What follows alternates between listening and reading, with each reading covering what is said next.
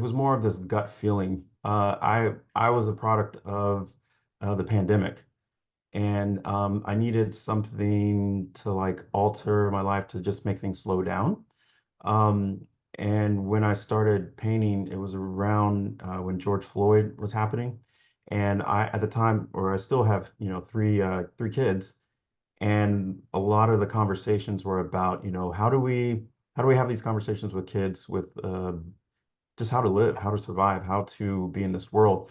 And so I was keeping my wife up at night one time and around like 2 in the morning, and she was telling me to, go do something.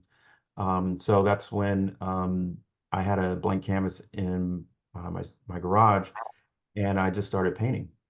And from there, it was my first time just having an emotion to something, and it wasn't about if it looked pretty. It wasn't about it if it flowed well. It wasn't about how do things have certain juxtapositions that felt good.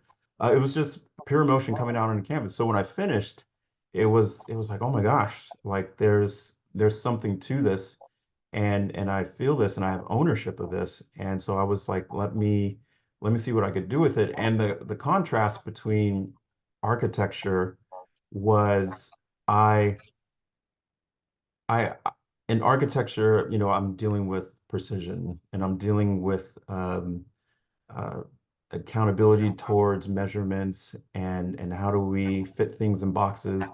So, it was good to stray away from that type of, left hand, left brain type thing, the stringent act of between the relationship between your hand and your head. And so it was this freeing act for me. And I guess what I'm saying full circle is I can see how kind of family legacy is wrapped up into this, and how my body, my feelings, everything just came out, and I just had this drive. And I'm like, I need to do this, and I want to do this, and I can do this.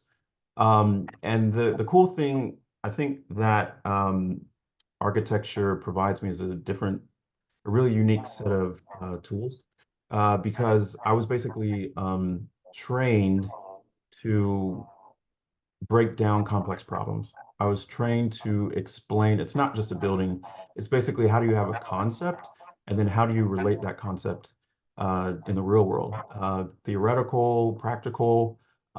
So it's breaking down ideas, it's putting ideas together, and it's making them in a cohesive statement. That's why a lot of my canvases has a lot of layers. You'll see certain things with the canvas up front, but once you dive in, there's more and there's more as you go deeper.